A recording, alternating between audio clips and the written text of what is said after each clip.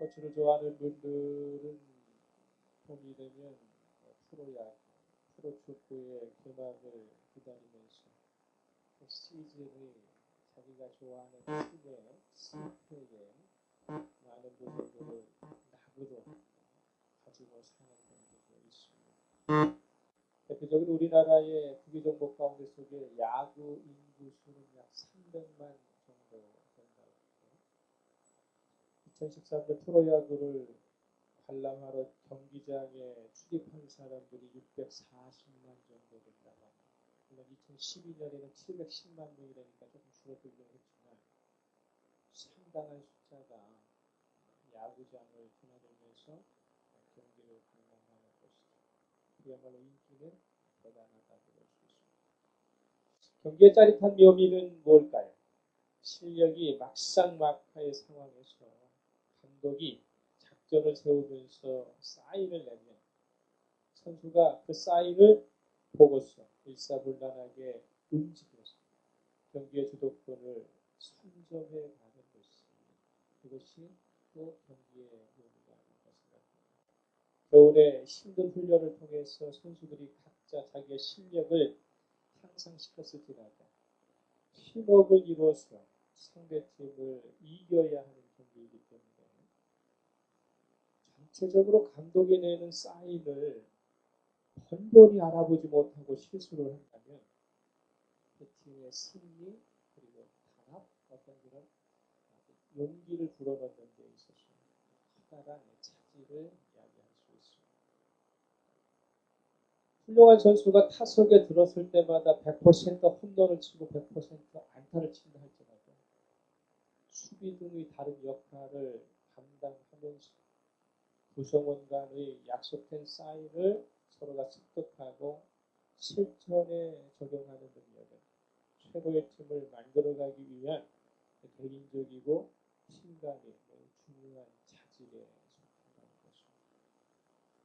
아마추어를 벗어나서 동호인을 벗어나서 프로로 가면 갈수록 감독과 선수와의 약속된 사인을 수행하는 능력은 좀 더 정밀해야 되고 정확해야 하는 것처럼 우리가 가지고 있는 종교에도 우리가 의존하고 있는 종교에도 약속된 사인이 존재한다는 사실.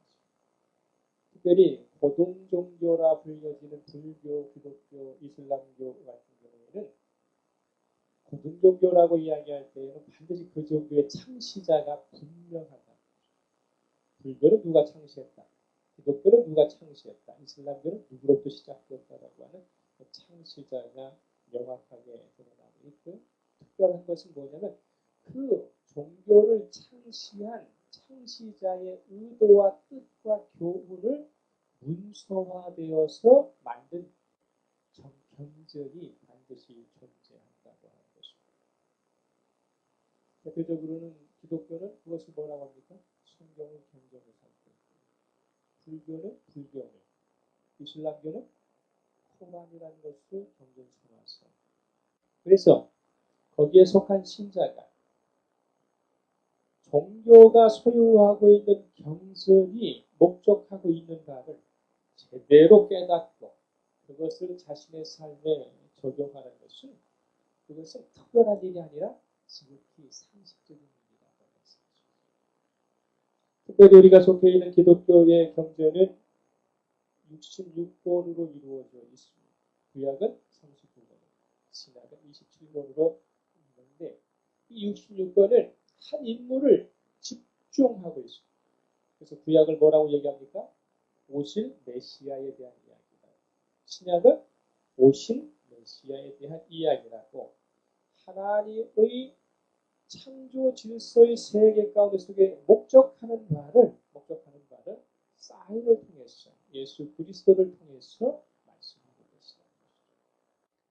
성도가 어떤 상황 속에 있든지 간에 구약을 읽든 신약을 읽든 간에 각각의 성경이 지시하고 있는 하나님의 사인 예수 그리스도라고 하는 분을 성경에서 발견해내지 못한다면 그 사람의 성경 읽기 작업은 평생을 가도 목적을 달성할 수 없는 것입니다. 창세기를 폈어도 그 창세기를 읽어가면서 누구를 만나야 돼요? 예수 그리스도 만나야 돼요. 말라기, 구약의 마지막 성경인 말라기를 읽어도 거기에는 예수 그리스도의 이름이 한 번도 나오지 않지만 목적하는 바가 무엇인가, 하나님의 사인이 무슨 사인을 통해서 말하고 있는가에 대해서 예수 그리스도 만나요.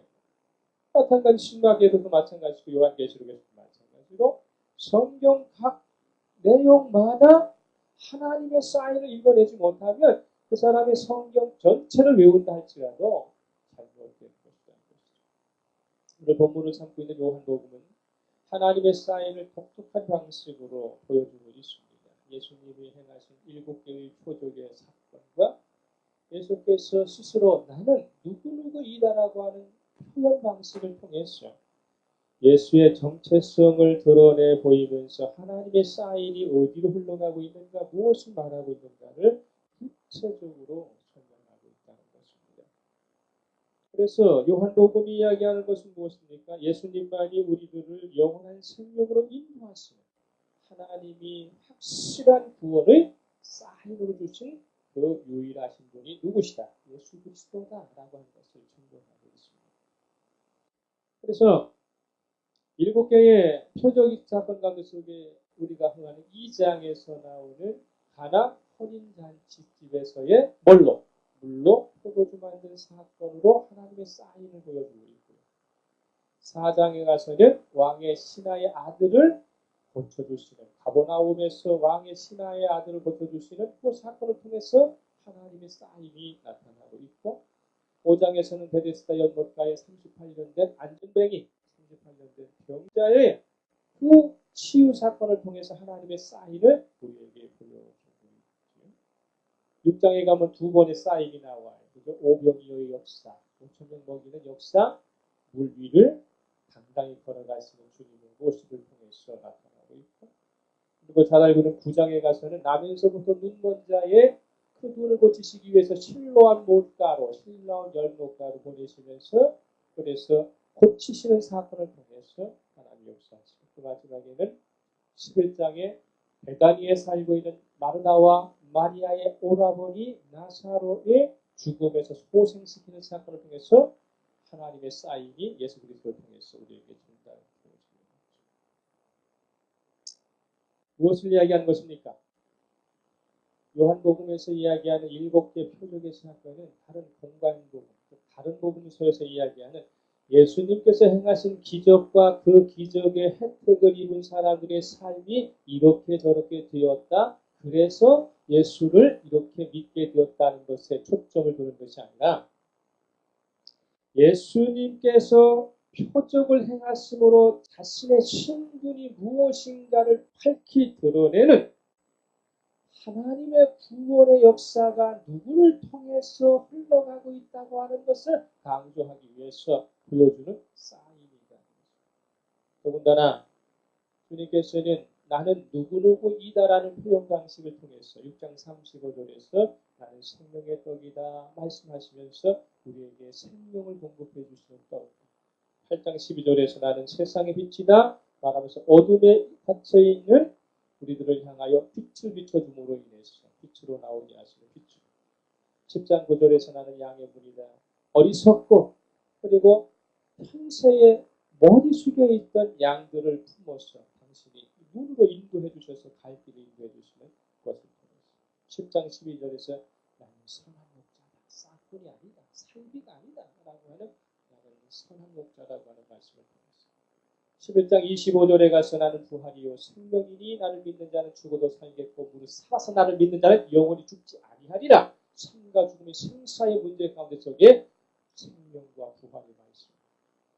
14장 6절에 가서는 그것을 확증하시기 위해서 나는 길이요 생명이요 진리다 말씀하시는 것이죠.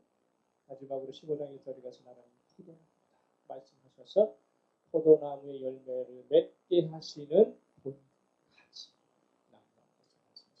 하나님의 사인이 구체성을 가지고서 우리의 삶 속에 예수 그리스도로 말미암아 어떻게 드러나게 되는 것인가에 대한 것을 이야기합니다.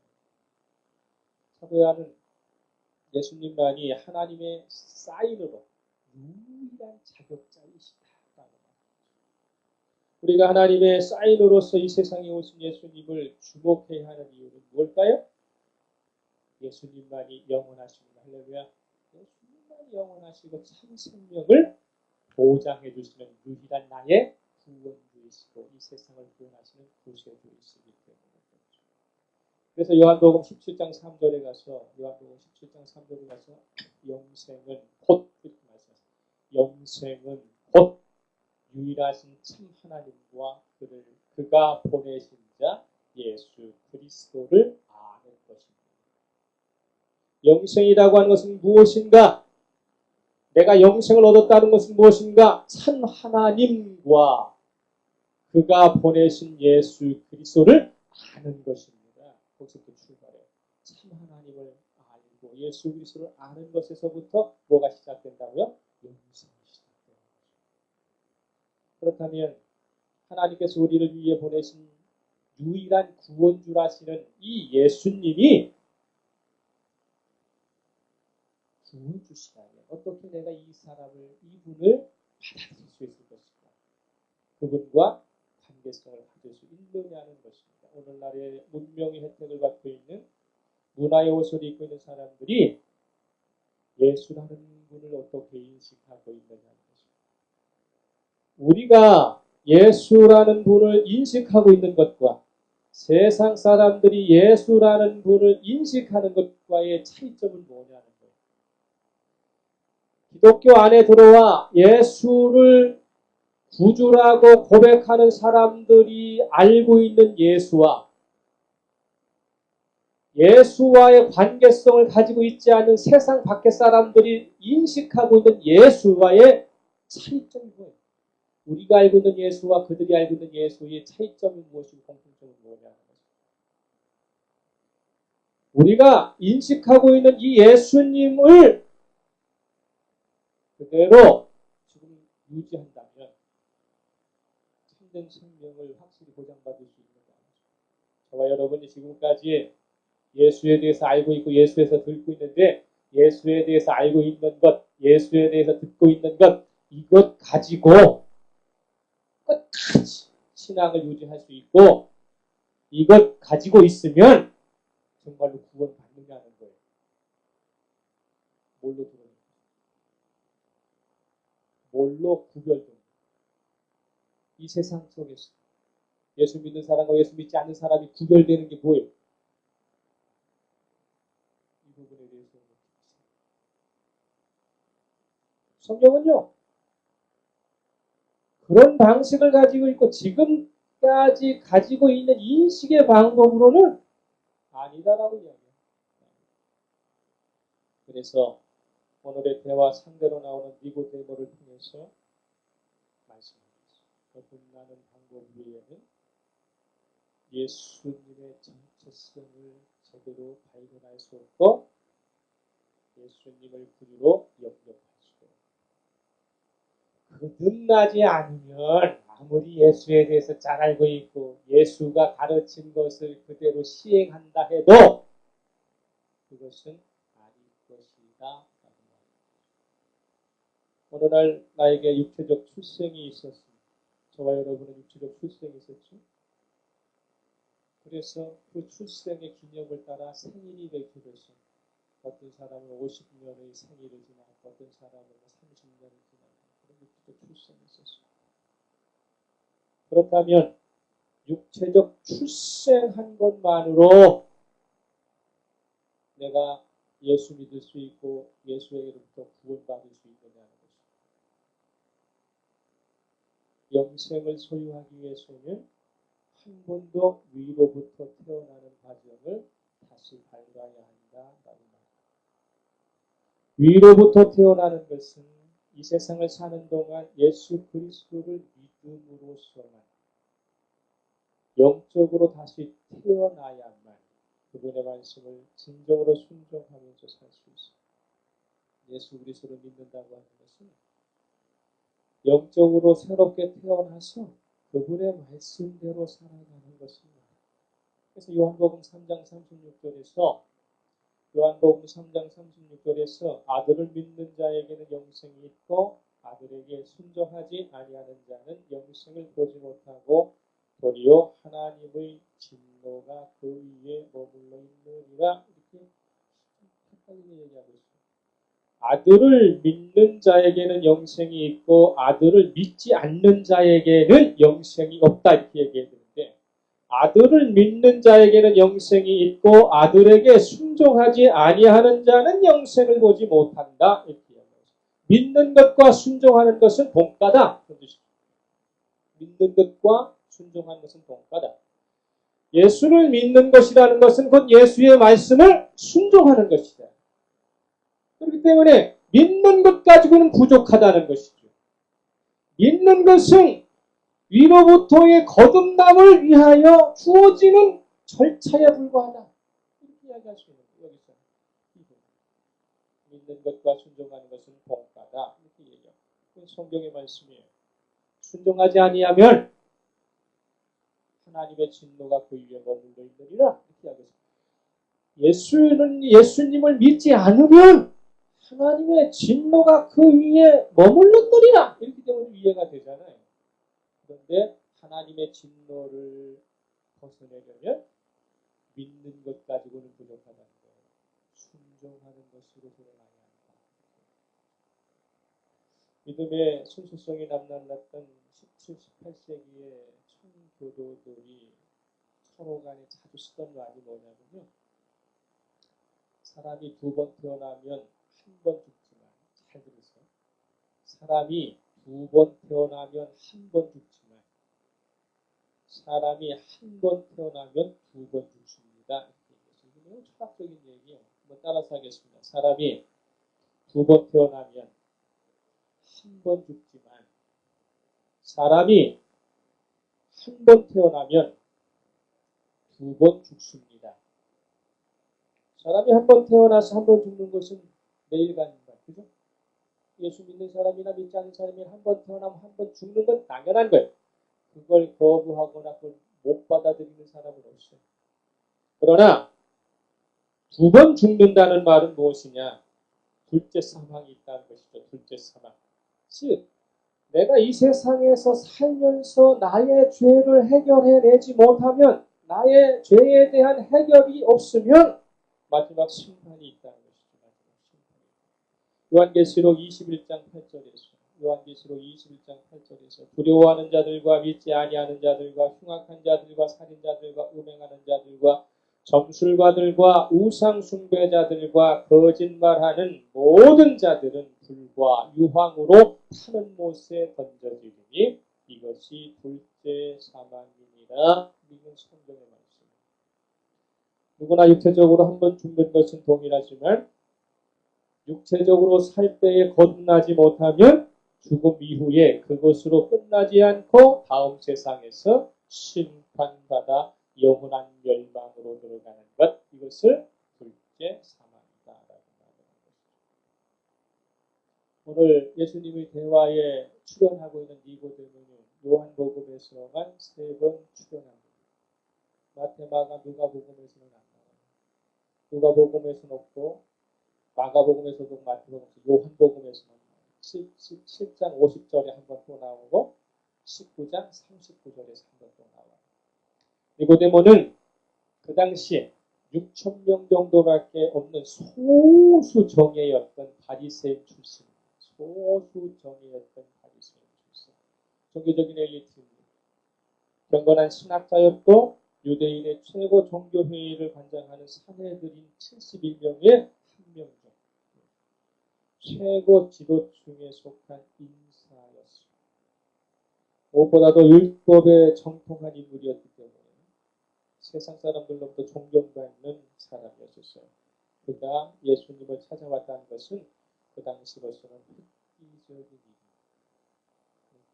있을 수 있는 일이 아니에요. 획기적인 일. 율법의 정통에서 최고 지도층에 속한 그는 종교적으로나 기타 바른 길을 인도하는 교사로서의 모범을 보였기 때문에 이스라엘의 삼성이라고 하는 칭호를 가지고 있어요. 이스라엘의 삼성이라고. 그런데 주님께서 사회적으로나 종교적으로나 도덕적으로나 모든 것이 뛰어나 이스라엘의 선생이라고 존경받는 그에게 거듭나야 한다는 말을 하셨다면 거듭나야 한다는 말을 하셨다면, 그렇다면 이 메시지는 오늘 우리에게 그 무엇보다도 매우 중요한 신자한 의미가 여기에 담겨 있기 때문이다라는 것입니다. 대한민국을 망하게 하는 사람들이 누굽니까? 못 배우고 실력 없고 출신 성분이 낮은 사람들이 아니에요. 부정부패를 일으키는 사람들은요, 좋은 고등학교 나오고 좋은 대학교 나오고 유학 갔다 와가지고 대한민국의 주요 요직을 관장하고 있는 사람들이 나라를 부패하게 하는 거예요. 대한민국의 교회를 부패하게 하고 대한민국의 교회를 지금 혼탁하게 만드는 목사들이 누구입니까? 그저 국내에서 나온 신학교 나오고 조그만 교회를 섬기는 목회자들이 한국의 교회를 뒤흔드는 것이 아니라, 혼탁하게 만드는 것이 아니라, 그나마 엘리트 출신이라고는 유명한 바보의 길을 갖던 사람들이 교회를 좀 뒤집어 놓고 있는 것입니다. 저와 여러분의 신앙을 뒤집어 놓는 것은요, 자기의 신앙을 좀 불완전하게 하는 것은요, 똑똑한 데서 나옵니다. 예수 그리스도를 단순하게 믿고 순수하게 믿지 않기 때문에 밖으로부터 들려지는 소리를 안에 있는 나의 순수성에서 빼앗겨버리기 때문에, 왜 주님께서는 이 정통한 사회적으로 존경받는 최고의 고위 인사에게 거듭나야 한다고 합니다. 니고데모는요, 주님과 면담을 하기 전에 여러 채널을 통해서 주님에 대한 알짜 정보를 수입하고 입수하고 분석한 다음에 신뢰할 만한 결과물을 가지고 있었던 사람이에요. 그냥 아무렇게나 예수님에 대한 평가를 한 것이 아니라 여러 채널을 통해서, 여러 방법을 통해서 예수에 대한 꼼꼼한 것들을 체크하고 조사한 다음에 그 다음에 주님을 찾아온 사람입니다. 3장 2절입니다. 3장 2절. 3장 2절. 그가 밤에 예수께 와서 이르되 라비여, 우리가 당신은 하나님께로부터 오신 선생인 줄 아나이다. 하나님이 함께 하시지 아니하시면 당신이 행하시는 이 표적을 아무도 할 수 없음이니이다. 제가 알아볼 건 다 알아보고 온 사람입니다. 내가 가지고 있는 정보는 확실한 것입니다. 이렇게 얘기하는 거예요. 이 말은 한편으로 내가 지금 당신 찾아왔지만 그냥 설렁설렁 찾아온 사람 아닙니다. 나는 당신의 대화의 상대가 될 수 있는 사람입니다. 그러면서도 니고데모는요, 예의를 잃지 않아요. 자신보다 나이가 훨씬 어리고요, 지명도도 매우 부족했던 예수님에게 랍비라고 하는 아주 극존칭을 사용하면서 자신을 낮추고 있습니다. 랍비라고 하는 단어는 그 당시에 40세 이상의 학자들에게, 세상으로부터 인정받는, 학문이 인정받는 사람들에게 붙여진 존칭이에요. 예수님이 이 당시에 31살, 2살밖에 되지 않았고, 그저 갈릴리 나사렛이라고 하는 가버나움 지역에 그저 그 촌뜨기에 불과했던 사람. 그런데 니고데모는 내가 면밀히 당신에 대하여 이렇게 저런 방법으로 내가 검토해보고 찾아보고 하는 정보를 가지고 있습니다. 이때 니고데모 나이는 적어도 50이 넘은 60세가 넘은 사람이에요. 자기보다 20, 30살이 낮은 사람에게 라비오라고 이야기한다는 것이 이 사람의 품성이 얼마나 겸손한 사람이고 인품이나 인격과 인성이 얼마큼 제대로 자리 잡은 사람인가를 보여주는 것입니다. 그런데 예수님께서는 모든 사람들에게 예의를 잃지 않으시고 늘 가까이 가시고 따뜻하게 품어주셨던 그분인데, 의외로 니고데모와의 대화에서는 고자세로 나오고 있습니다. 예수님의 정체성에 대한 니고데모의 판단이 누구보다 정확했고 칭찬받을 만한 것이었음에도 불구하고 주님으로부터 칭찬을 듣는다든지 인정을 받기보다는 어쩐지 그의 말의 투가 무식을 나타내고 무지를 드러내는 빈리가 되어가지고 예수님은 니고데모로부터 대화의 주도권을 빼앗아 오시고 일방적으로 지금 니고데모를 훈계하는 식으로 말씀을 해요. 니고데모의 말과 행동 중에서 어떤 점이 주님을 못마땅하게 하셨을까? 그런 생각합니다. 지금 3장 2절 보세요. 예수께 와서 이르되 라비여, 예수여라는 말도 아니고 선생이여라는 말도 아니에요. 라비여, 우리가 당신은 하나님께로부터 오신 선생인 줄 아나이다.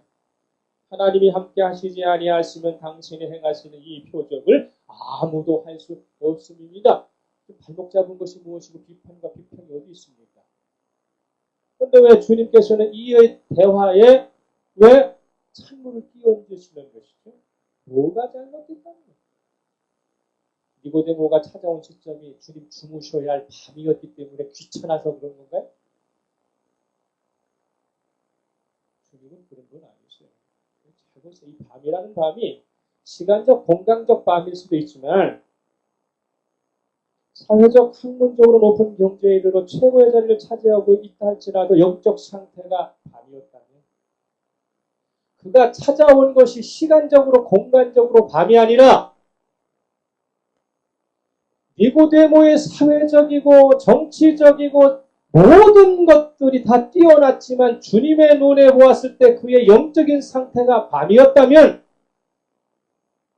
길거리에서 구걸하는 안전뱅이나 소경과 다를 바 없다는 것입니다. 우리의 사회적주의가 우리가 가지고 있는 학문적 지식이 아무리 존경받는 수준에 있을까 할지라도 주님 앞에 거듭나지 못하면 주님으로부터 거듭나지 못하면 여전히 영적인 밤 상태요. 여전히 우리는 소경에 불과합니다. 잘 보세요. 니고데모가 여러 가지 방법을 동원해서 주님께서 행하신 표적을 일일이 검토를 해보니까 하나님이 보여주시는 사인임을 정확히 알았다는 것이죠. 이 표적은요, 기적이나 이적을 얘기하는 게 아니에요. 사인. 세메이어. 하나님의 사인. 당신은 하나님의 사인을 지금 가지고 있습니다. 이렇게 이야기합니다. 이야기는 뭡니까? 당신 안에 누가 계시다? 하나님이 계십니다. 라는 이야기를 한 거예요. 잘 들으세요. 하나님의 보여주시는 사인을 정확히 인지했다면 그는 무엇을 배우고 대화하려고 하는 자세가 아니라 랍비가 아니라 신앙의 대상자로서 올바른 신앙 고백이 따라왔어야 한다는 거예요. 자기가 알고 있는 지식이 자신의 삶을 결정짓는 분 앞에 신앙 고백하지 않았다는 것입니다. 주님께서는 네가 알고 있는 지식은 소경에 불과한 거예요. 그걸 알았다면 너는 지금 나에게 어떻게 해야 한다? 신앙 고백해야 한다.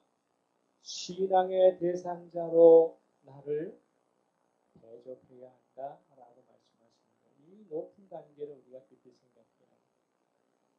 영적인 것에 대해 아무것도 모르는 사람이라면 기대할 필요도 없어요. 그런데 니고데모는 이스라엘의 선생이라는 칭호를 듣기까지 율법과 선지서를 수십 년간 연구하고 그것을 바탕으로 이때껏 많은 사람들을 가르쳐 온 사람입니다. 성경을 수십 년 연구한 사람이에요.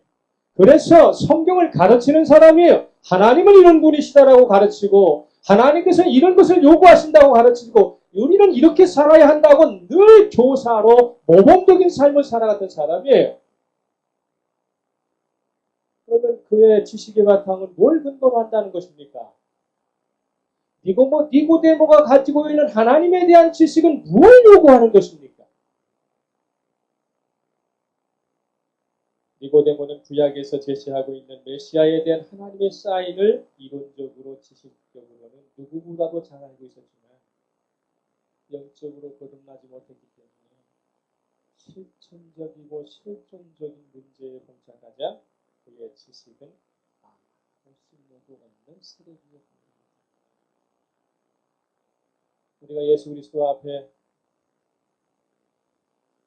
실체적이고 실존적으로 섰을 때 내가 알고 있는 성경의 지식, 그동안 내가 이 습득해왔던 예수에 대한 지식이 무엇로 행동으로 옮기게 되고 무슨 근거를 만들어줘야 되는가. 저와 여러분 가운데 예수 그리스도에 대해 정말 모르고 많이 몰라서 자신의 삶에 하나님의 말씀을 실천하지 못하는 분이 몇 분 계시기는 해요. 그러나 하나님의 은혜로 주어지는 영적 거듭남을 경험하지 못했기 때문에 아직도 종교인일지는 모르지만 영적으로 마치 설익은 밥처럼 그리스도인의 참맛을 내지 못하고 그래서 기쁨으로 믿음을 유지하고 있지 못하는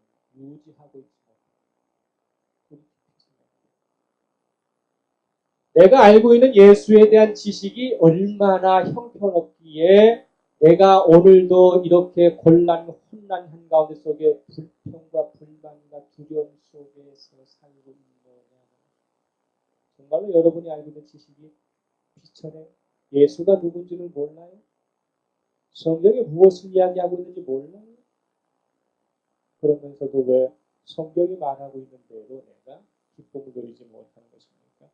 설익은 과일이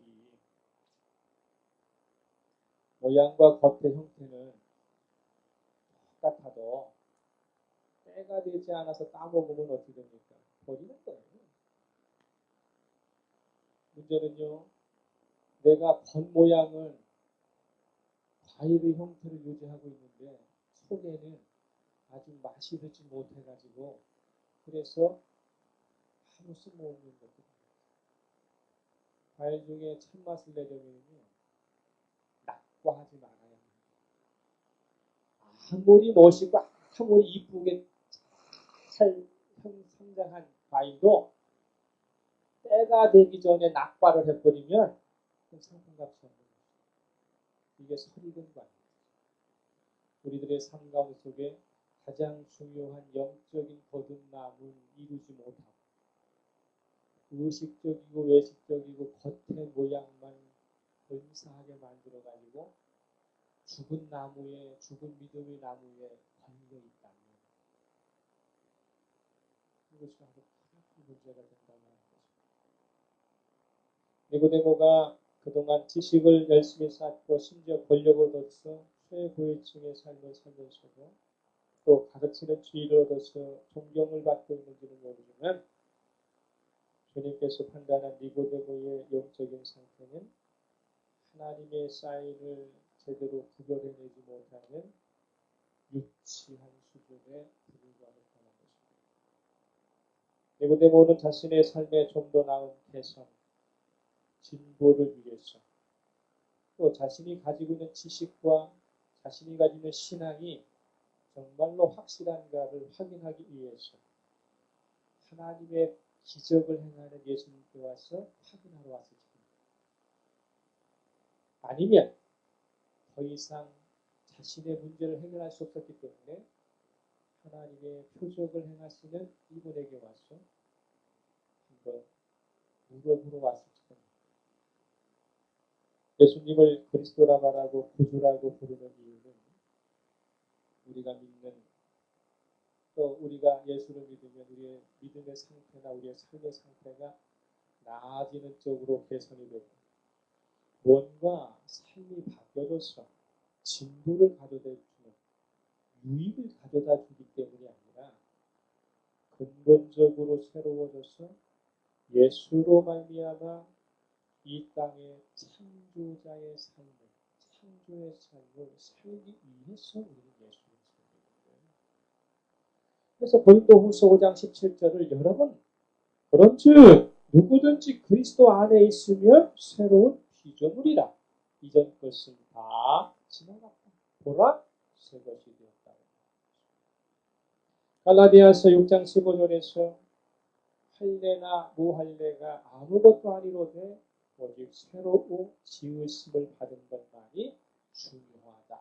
오직 새롭게 지음받는 것만이 중요하다. 지구촌 목사의 지구촌 교회의 원로 목사이신 이동원 목사가 설교 예화 중에서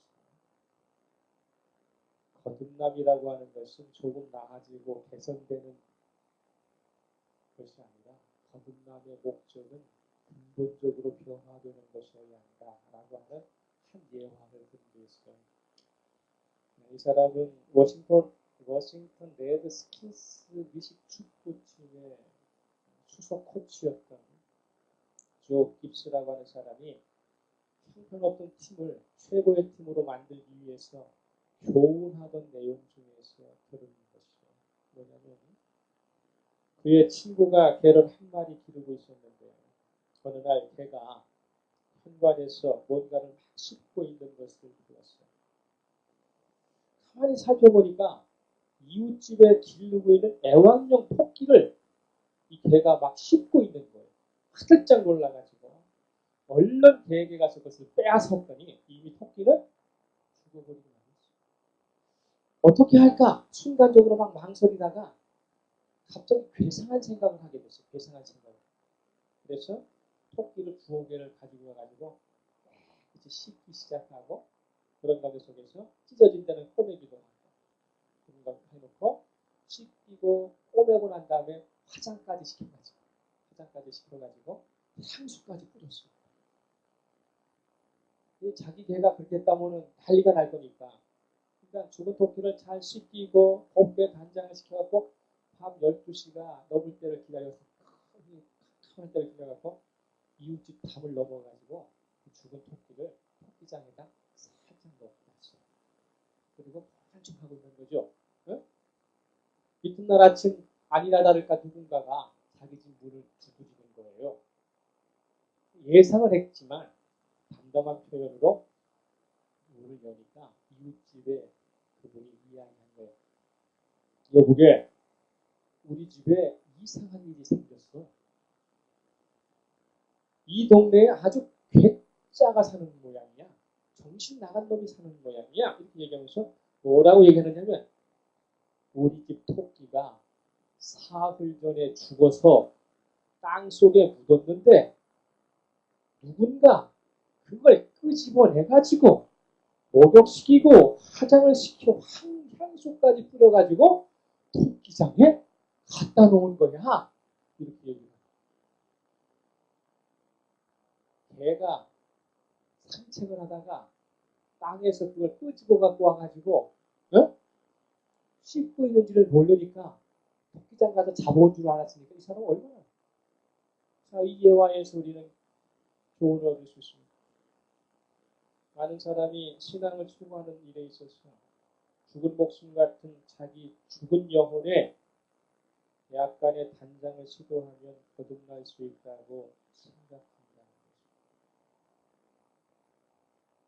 일주일마다 예배를 참석하고 성경 공부도 적당히 해가고 찬송도 빼놓지 않고 부르면서 꾸준히 신앙생활을 하면 자신의 삶이 조금씩 점차적으로 하나님의 은혜를 입어서 나아질 것이라고 기대하는 것이죠. 죽은 영혼에 아무리 화장을 하고 아무리 좋은 것으로 향수를 뿌려도 중요한 것은 죽은 것에다가 아무리 치장을 하는 게 중요한 게 아니라 죽은 것이 새로 태어야 한다.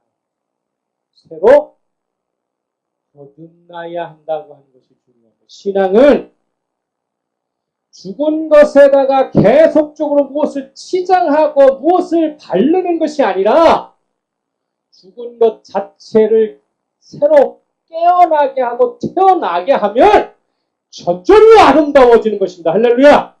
거듭남은 거기서부터 오는 거예요. 저와 여러분이 저 신앙이 50년이 넘어갔어요. 그게 중요한 게 아니에요. 내가 신앙의 연수가 얼마인가가 중요한 게 아니고 내가 신학적으로 성경을 얼마나 꿰뚫고 있느냐가 중요한 게 아니에요. 내가 죽은 영혼이 살아나서 전체적으로 하나님의 은혜를 입고 있느냐가 중요한 거예요. 내 영혼이 살아있다면 나는 거듭났다면 하나님은 책임져 주십니다. 할렐루야. 그게 중요한 거예요. 근본적으로 변화되어야죠. 왜 자기 죽은 영혼은 놔두고 거기다 덧칠을 합니까? 깊이 생각해야 거듭난다는 말은 위로부터 다시 태어난다는 것입니다. 위로부터 다시 태어난다는 것은 사람이 어떤 노력과 성취를 해서 가능하다는 것이 아니에요. 사람이 노력해서 얻을 수 있는 거라면 얼마나 좋겠어요. 거듭난다고 하는 것은 주목하십시오. 오직 십자가에 달리신 예수 그리스도를 바라보는 눈길이 진심이어야 합니다. 주님 바라보는 눈길이 진심이어야 해요. 주님 말씀 실천하는 것이 진심에서 우러나와야 해요. 내가 어떤 상태에 있든지 간에 갈보리의 십자가를 바라보는 눈길이 진심이면 주님은 나를 거듭나게 하십니다. 할렐루야. 말씀을 내가 잘 실천하는 게 중요한 게 아니에요. 말씀을 그대로 믿고 순종하려고 하는 마음이 진심이면 내 안에 성령께서 그렇게 살아가도록 역사하시는 것. 그래서 기독교는 위대한 것입니다. 따라서 합시다. 은혜로만 살 수 있습니다. 은혜로만 살 수 있습니다. 주님 은혜 주세요. 주님 거듭나게 은혜 주세요. 거듭나도록 주님 역사해 주세요라고 하는 마음이 진심으로 우러나오면 우리의 삶은 180도 반전될 수 있어요. 근데 여전히 귀에 들리는 대로만 살아오고 그저 내 상들 살아와서 죽은 영혼은 그대로 방치하고 거기에다 명예라는 덧칠을 하고 지식이라는 덧칠을 합니다. 좀 더 편한 교회로 달려갑니다. 안전한 교회로 달려갑니다. 뭔가 제공하는 데가 많고 뭔가 편안한 말을 하는 곳으로 사람들은 몰려갑니다. 분명히 저는 알고 있습니다. 근본적으로 변하지 않은 사람은 어디를 가도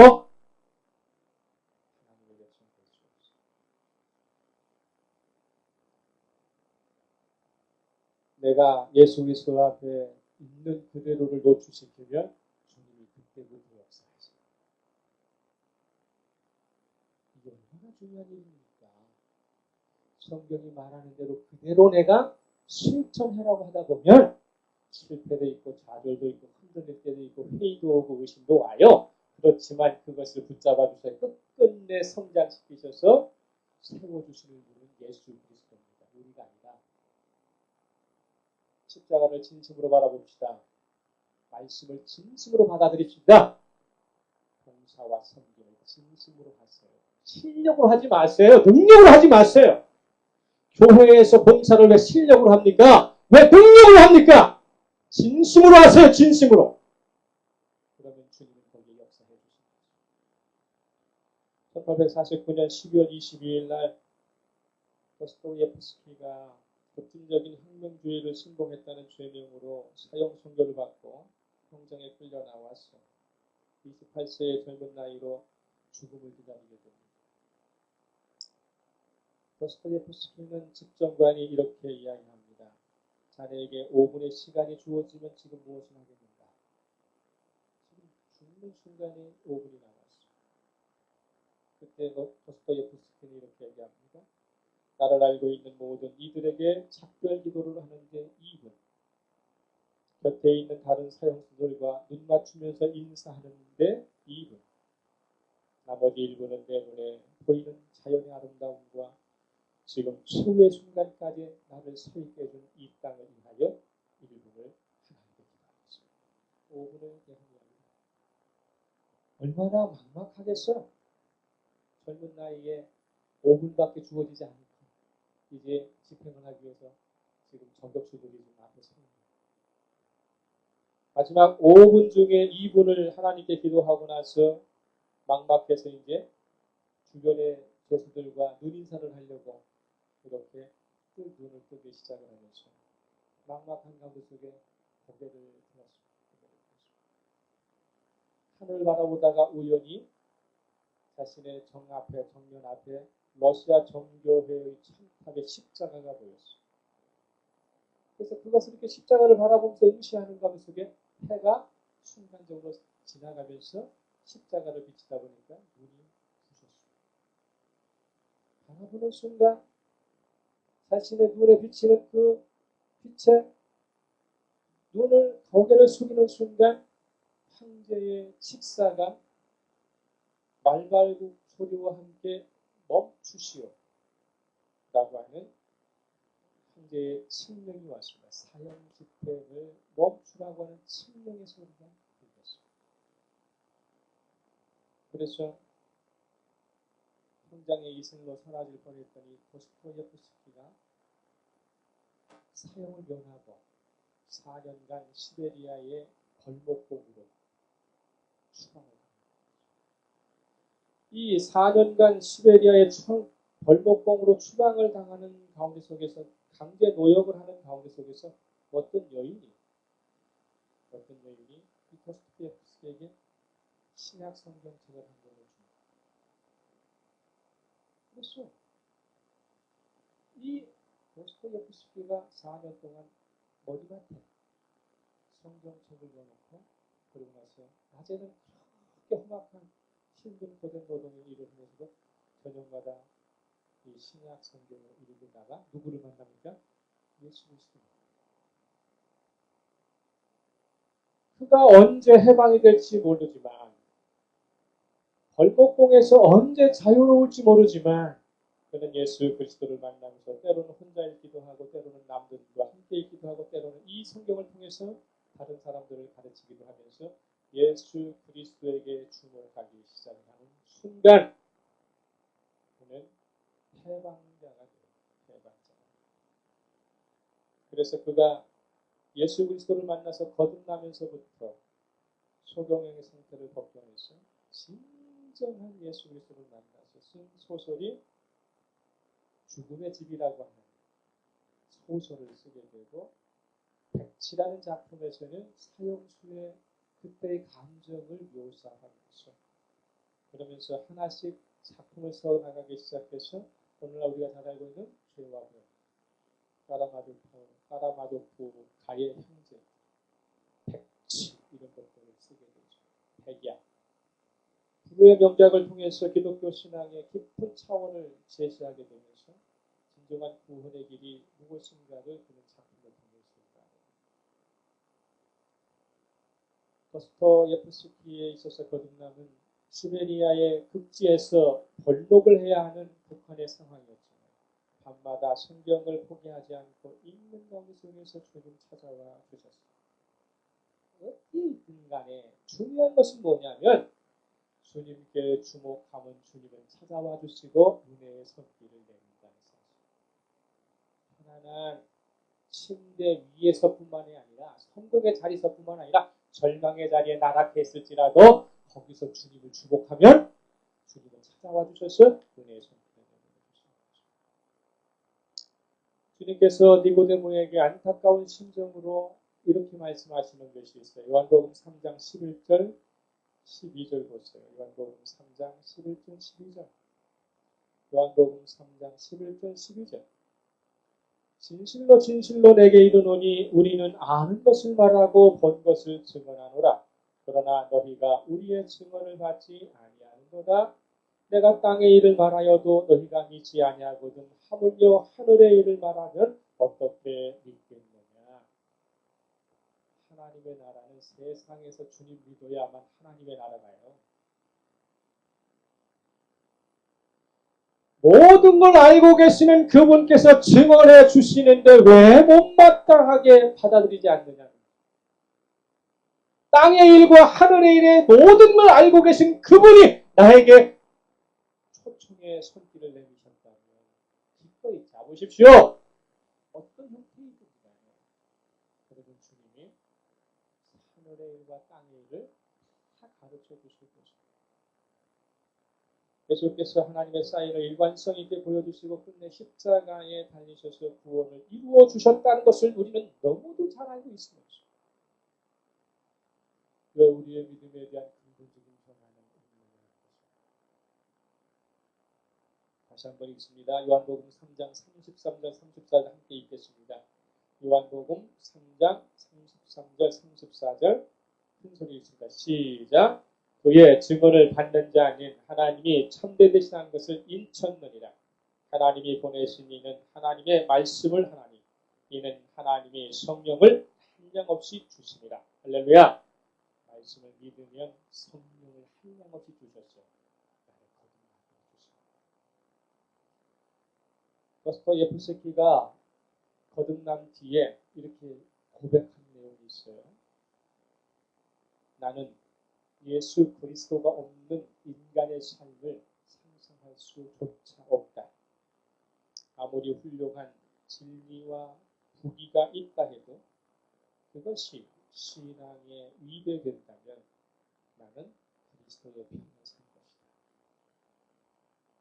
저와 여러분이 어떤 상황 가운데 속에서도 그리스도 편에 서시기 바랍니다. 그것이 근본적인 변화.